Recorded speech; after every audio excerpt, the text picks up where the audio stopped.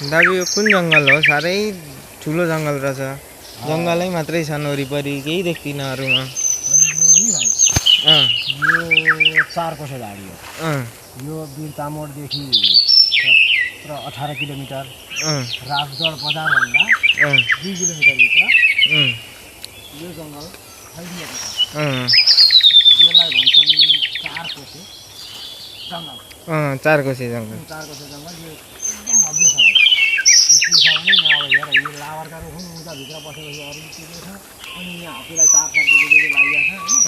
यहाँ त बरको रुख पनि रहेछ, पिपलको पनि रहेछ। बिहे गरे हो यो? 4 कोसे भनेपछि के हुन्छ नि, पुरै छोड्दै। अनि यहाँ हात्तीलाई तारहरू बाह्रबेला गरिदिएको छ। हात्ती अब यस्तो ठुला जङ्गलमा धेरै गाउँघरमा चाहिँ सताउने भएकोले यो तारहरू लगाइदिएर अलिकति केही मात्रामा सुरक्षा गरिरहेको। अनि 4 कोसे जङ्गल त भन्नुभयो, तर यहाँ कोसा त देख्दिनँ त म कतै। कोसा तिमीले देख्यौ न, मैले पनि देखाएको छैन। अनि कसरी यसको नाम 4 कोसे जङ्गल भयो त? कोसै छैन भनेको नि। हजुर। तिम्रो पूर्व, पश्चिम, उत्तर, दक्षिण चारैतिर फैलिया क्या यो। कोसो भनेको त्यसलाई तिमी कोलाको कोसो मात्रै कोसो सम्झिन्छौ होला, तर त्यो होइन। सिमीको कोसो पनि कोसै हो, कोलाको कोसो पनि कोसै हो।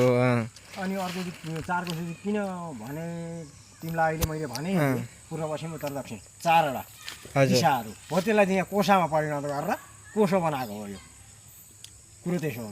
कुरो त्यसो हो। 4 कोसे जङ्गल भन्दाखेरि नाम चाहिँ सुनेको हो मैले। यहाँ संसारी पूजा गर्ने ठाउँ यो पिपलको रुख।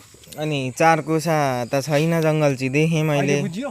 अहिले चाहिँ बुझेँ। तपाईँलाई बुझाइदिनु भएकोमा धेरै धेरै धन्यवाद। संसारी पूजा गर्ने पिपल हो यो। त्यो संसारी पूजा भनेको कतिलाई थाहा नहुन सक्छ। हजुर, हामीलाई थाहा छ। संसारी पूजा भनेको संसारी पूजा हो। ल।